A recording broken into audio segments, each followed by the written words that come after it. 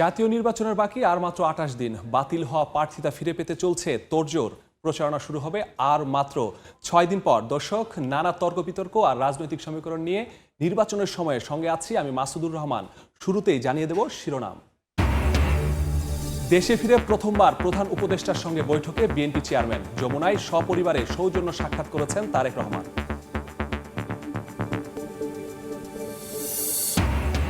Postal ballot বিতর্কে রাজনীতিতে উত্তাপ। ভিডিও ভাইরাল ও ধানের শীষের প্রতীকের অবস্থান নিয়ে উদ্বিগ্ন বিএনপি। অভিযোগ উড়িয়ে দিল জামায়াত, বাহরাইনে কমিটি না থাকার দাবি। জামায়াত সহ ১১ দলের সঙ্গে ইসলামী আন্দোলন থাকবে কিনা চূড়ান্ত ঘোষণা কিছুক্ষণ পর। আসন সমঝোতা নিয়ে এখনো কাটেনি মতভিন্নতা, জট অক্ষুণ্ণ রাখার আশা নেতাদের। এবং টাঙ্গাইল ৫ আসনে বিএনপির হেভিওয়েট প্রার্থী সুলতান সালাউদ্দিন টুকু মাঠে, জামায়াতের আহসান হাবিব। জামালপুর ৩ আসনে স্বতন্ত্রের চাপে বিএনপি।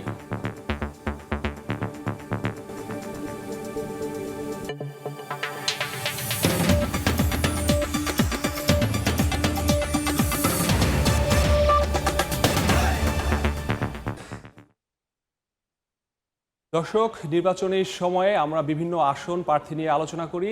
এর আগে শুরুতে আমরা আজকের দিনে নির্বাচন নিয়ে কোথায় কী ধরনের আলোচিত ঘটনা ঘটেছে সেগুলো দিয়ে শুরু করতে চাই।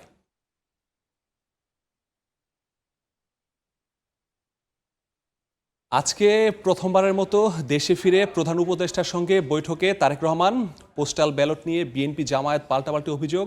ইসির সীমানাতেই পাবনা ১ ও ২ আসনে নির্বাচন। ১১ দলের আসন বন্টন নিয়ে চূড়ান্ত সিদ্ধান্ত কিছুক্ষণ পর।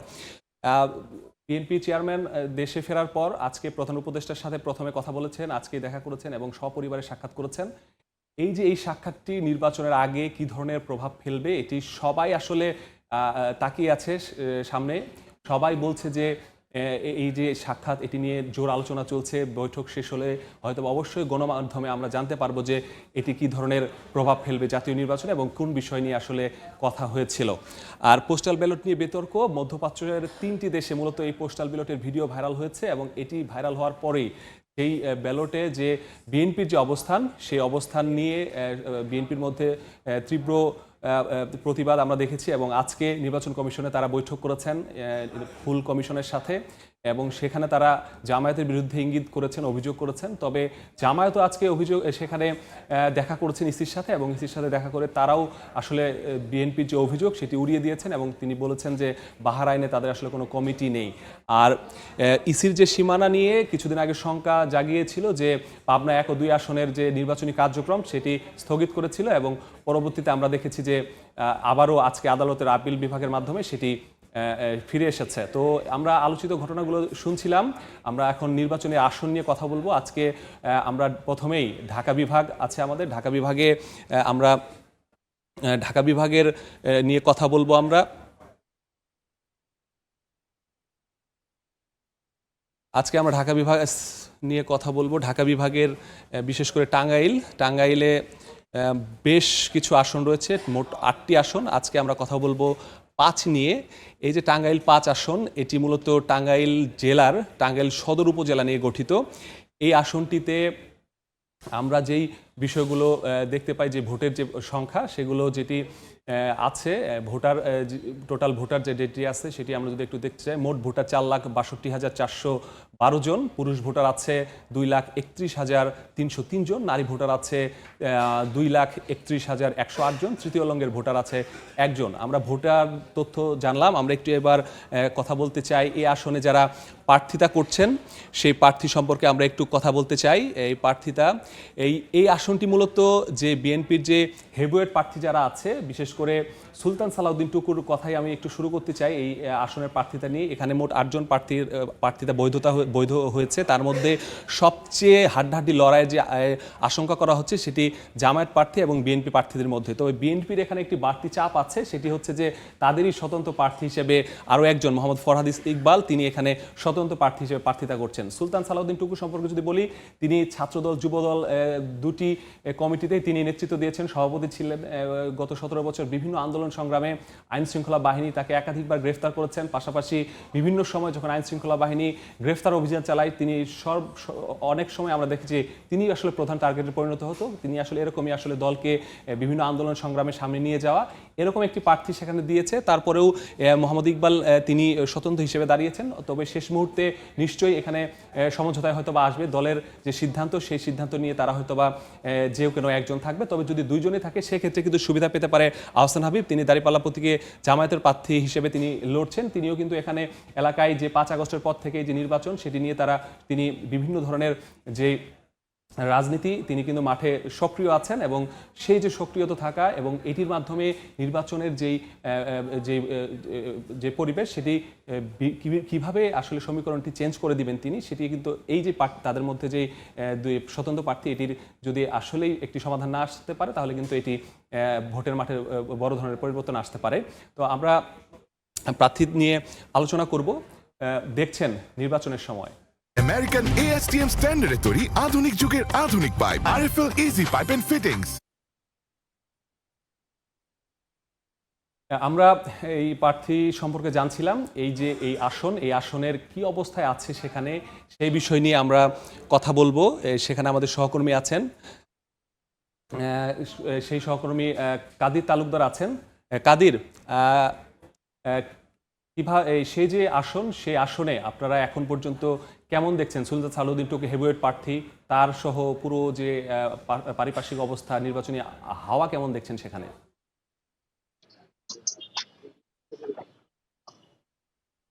সারা দেশেই চলছে নির্বাচনী আমেজ, আর কিছুদিন পরেই শুরু হবে নির্বাচনী প্রচারণার সবচেয়ে বড় যে বিষয় প্রতীক বরাদ্দ। সেই প্রতীক বরাদ্দের পর থেকেই কিন্তু বড়সড় করেই কিন্তু প্রচারণা চালাবেন যারা প্রার্থী রয়েছেন সেই প্রার্থীরা। সারা দেশের মতো টাঙ্গাইলেও এখনো সভা সমাবেশ মিটিং মিছিল করে যাচ্ছেন প্রার্থীরা। তবে টাঙ্গাইলের যে 8টি আসন রয়েছে সেই 8টি আসনের প্রত্যেকটি আসনেই কিন্তু প্রার্থীরা সমান তালে প্রচারণা চালাচ্ছেন। আমরা যে জায়গাটিতে আজ রয়েছি সেটি হচ্ছে টাঙ্গাইল 5 সদর আসনে আমরা এখানে রয়েছি। সেই আসনে যে চিত্র যদি আমরা বলি সেটি হচ্ছে টাঙ্গাইলের যে বিএনপি মনোনীত যে প্রার্থী সুলতান সালাউদ্দিন টুকু, তিনি মনোনয়ন পেয়েছেন, তাকে মনোনয়ন দিয়েছেন বিএনপির পক্ষ থেকে এবং দীর্ঘদিন যাবতই যে জেলা বিএনপির প্রচার সম্পাদক অ্যাডভোকেট ফরহাদ ইকবাল তিনিও কিন্তু দীর্ঘদিন যাবত প্রচারণা চালিয়ে যাচ্ছিলেন। তিনি এরপরেও কিন্তু এখন পর্যন্ত কিন্তু মিটিং মিছিল অর্থাৎ তিনি এখন পর্যন্ত কিন্তু বহাল রয়েছেন। তিনি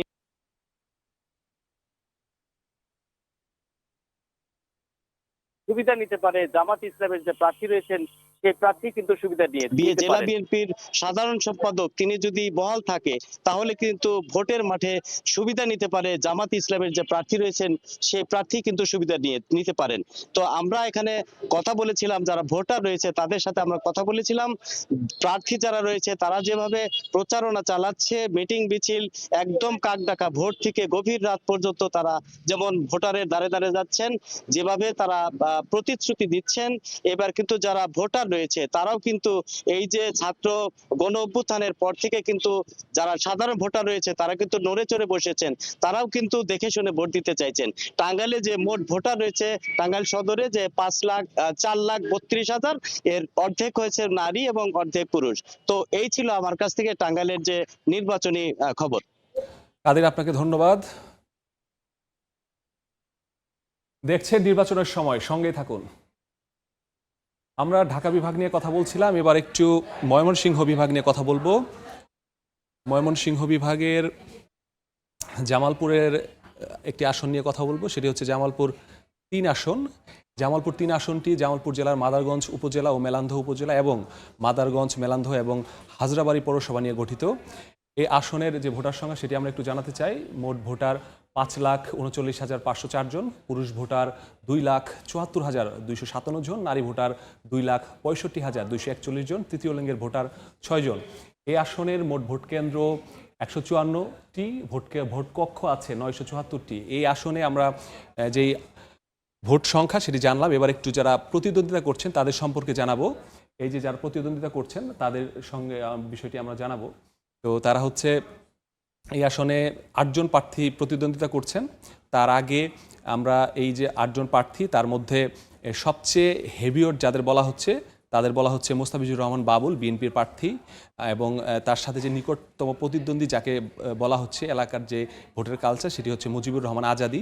এই দুজনের মধ্যে হাড্ডাহাড্ডি লড়াই হবে। তবে এখানে বিএনপির মাথা কাটা হয়ে দাঁড়িয়েছে, সেটি হচ্ছে যে এই যে এই নির্বাচনে তার স্বতন্ত্র প্রার্থী, এটি আসলে এখানেও আসলে বিএনপির মাথা কাটা হয়ে দাঁড়িয়েছে। এবং আমরা এর আগে যে আসনটি বলছিলাম সেখানেও স্বতন্ত্র প্রার্থী ছিল, এটাতেও স্বতন্ত্র প্রার্থী রয়েছে। তবে মোস্তাফিজুর রহমান বাবুলের সম্পর্কে যদি একটু বললি, তিনি কিন্তু এর আগেও সংসদ নির্বাচনে অংশগ্রহণ করেছিলেন 2008 সালে।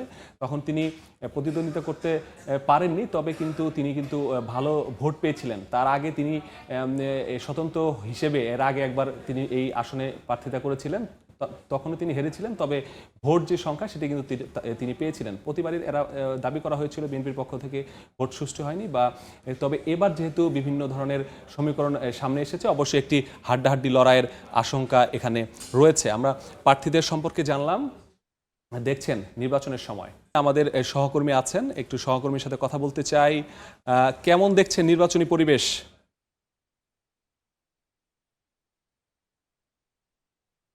আপনি জানেন যে জামালপুরে 5টি আসনের মধ্যে আমি এখন এই মুহূর্তে আছি জামালপুর 3 আসনে। এই জামালপুর 3 আসনটি কিন্তু 2টি উপজেলা, 3টি পৌরসভা এবং 18টি ইউনিয়ন নিয়ে গঠিত জামালপুর 3 আসন। এই আসনে কিন্তু বিএনপি, জামাত, জাতীয় পার্টি, গণ অধিকার পরিষদ এবং বিএনপির মনোনয়ন বঞ্চিত স্বতন্ত্র প্রার্থী সব মিলিয়ে কিন্তু 8 জন প্রার্থী এই নির্বাচনী মাঠে রয়েছেন। তো আমরা জামালপুরের এই 3 আসনের ভোটারদের সাথে এবং বিভিন্ন হোটেল, রেস্তোরাঁ এবং চায়ের আড্ডায় ভোটারদের সাথে কথা বলে যেটা জেনেছি যে এই আসনটিতে কিন্তু ত্রিমুখী লড়াইয়ের সম্ভাবনা রয়েছে। যেমন বিএনপির যিনি প্রার্থী তিনি মেলান্দহ উপজেলা বিএনপির সভাপতি মোস্তাফিজুর বাবুলকে দেওয়া হয়েছে।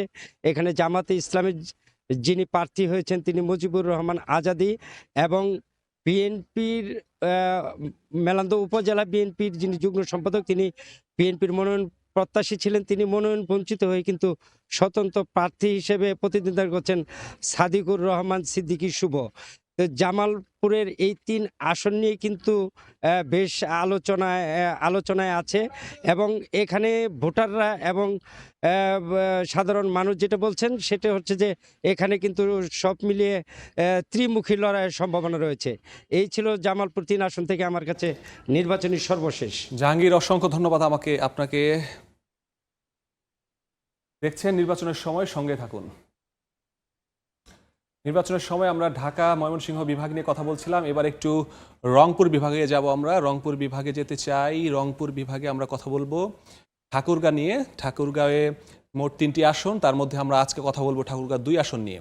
ঠাকুরগাঁ 2 আসন জেলার বালিয়াডাঙ্গি, হরিপুর, রানীশঙ্কল উপজেলার 2টি ইউনিয়ন সহ 16টি ইউনিয়ন নিয়ে ঠাকুরগাঁ 2 আসন গঠিত হয়েছে। ঠাকুরগাঁ 2 আসনে মোট ভোটার আছে 3,40,000, পুরুষ ভোটার আছে 1,75,232 জন, নারী ভোটার আছে 1,64,816 জন, তৃতীয় লিঙ্গের ভোটার আছেন 1 জন। মোট ভোট কেন্দ্রের সংখ্যা 104টি। আমরা ভোটের তথ্য জানলাম। এবার একটু এই আসনে কারা প্রতিদ্বন্দ্বিতা করছেন তাদের একটু দেখতে চাই আমরা।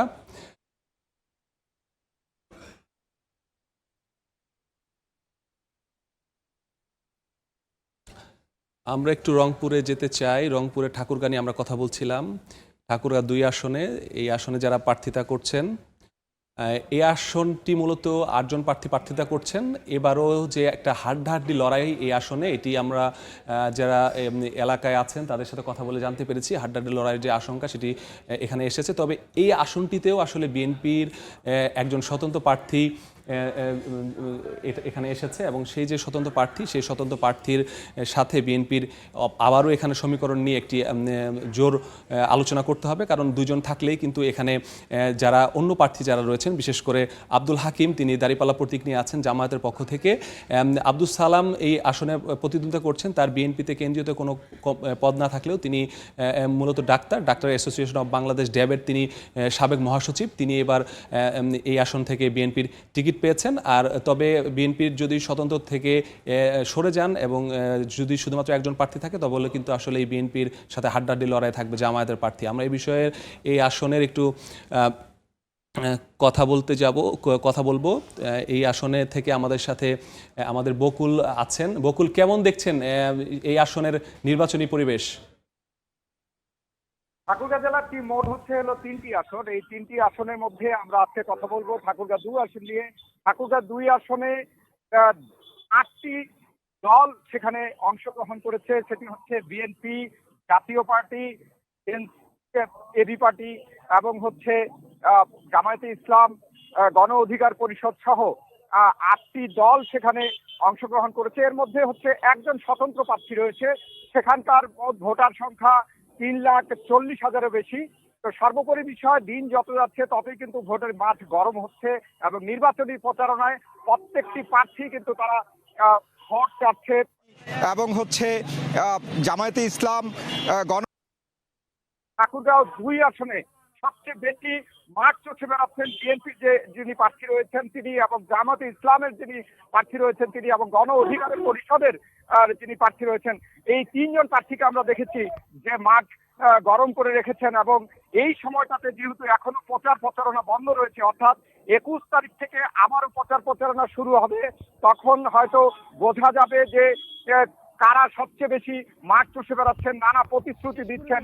সব মিলিয়ে আমরা বলতে পারি যে ঠাকুরগাঁ 2 আসন এখন কিন্তু ভোটের মাঠে সবাই কিন্তু নীরবতা পালন করছেন। 21 তারিখ থেকে যেদিন প্রতীক বরাদ্দ হবে তখন থেকেই কিন্তু আবার শুরু হবে ভোটের প্রচারণা। তো এই ছিল আমার কাছে ঠাকুরগাঁও 2 আসন নিয়ে সবশেষ। বকুল, আপনাকে অসংখ্য ধন্যবাদ আমাদের সাথে যুক্ত হওয়ার জন্য। ঠাকুরগাঁও 2 আসন থেকে আমাদের সাথে যুক্ত ছিলেন। দেখছেন নির্বাচনের সময়, সঙ্গে থাকুন। পোস্টাল ব্যালট নিয়ে বিতর্ক উঠছে, তার স্বচ্ছতা নির্বাচন কমিশনকে নিশ্চিত করতে হবে। সকালে চট্টগ্রামে এক অনুষ্ঠানে এমন মন্তব্য করেছেন বিএনপির স্থায়ী কমিটির সদস্য আমির খসরু মাহমুদ চৌধুরী। বিএনপির ধানের শীষ কেন ভাঁসের মধ্যে পড়ছে, কেন ওই জায়গায় আসছে, এটার উত্তর তো ওনারা দিতে পারবেন। আমি আশা করছি শুধু উত্তর নাই, এটার ওনারা একটা প্রতিকারও করবে, যাতে করে নির্বাচন নিয়ে কোনো প্রশ্ন না আসে। এবং আমরা সবাই চাই একটা সুষ্ঠু নির্বাচন। দেখছেন নির্বাচনের সময়, সঙ্গে থাকুন। দেখছেন নির্বাচনের সময়।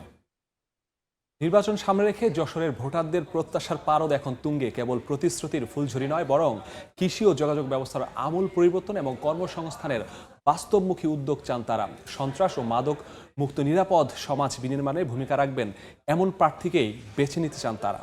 যশোর থেকে বিস্তারিত জানাচ্ছেন সহকর্মী জুয়েল মৃধা। ক্যামেরায় ছিলেন আবুল কালাম আজাদ। আমি আছি যশোর 3 আসনের যশোর শহরের চারখাম্বার মোড় এলাকার একটি চায়ের আড্ডায়। এখানে ভোটাররা উপস্থিত আছেন, তারা রাজনৈতিক বিভিন্ন বিষয় নিয়ে আলোচনা করছেন। প্রার্থীদের কাছে তাদের কি প্রত্যাশা জানবো ভোটারদের কাছ থেকে। ভাই, সামনে তো ত্রয়োদশ সংসদ নির্বাচন, এই নির্বাচনে প্রার্থীদের কাছে আপনাদের প্রত্যাশা কি? সিটি কর্পোরেশনের উন্নতি করবেন, এটা আমাদের তার কাছে একটা প্রত্যাশা। কৃষি সেক্টর কিভাবে আরো ডেভেলপ হবে, যারা নির্বাচিত হবেন তারা জাতীয় সংসদে আইন করে হোক বা যেভাবে হোক এটা ভূমিকা রাখবেন, এটা আমরা প্রত্যাশা করি। আগামীতে যারাই সংসদে আসুক না কেন, যশোরকে তারা যেন মাদক মুক্ত এবং সন্ত্রাস মুক্ত করেন। বিগত 17 বছরে যে লুটপাটগুলো করে রাস্তা নষ্ট করে ফেলেছে, যে সংসদ সদস্য হয়ে আসবে তিনি যেন এটা টেকসইমূলক একটা সমাধান করে দেয়। আমরা চাই শান্তি, আইন শৃঙ্খলা পরিস্থিতি ভালো হোক, যে যোগ্য ব্যক্তি তাকে আমরা ভোট দিব। এই ছিল নির্বাচনের সময়। এরপর রাতের সময় নিয়ে সঙ্গে থাকবেন গোলাম রাব্বি। সঙ্গে থাকুন সময়ের।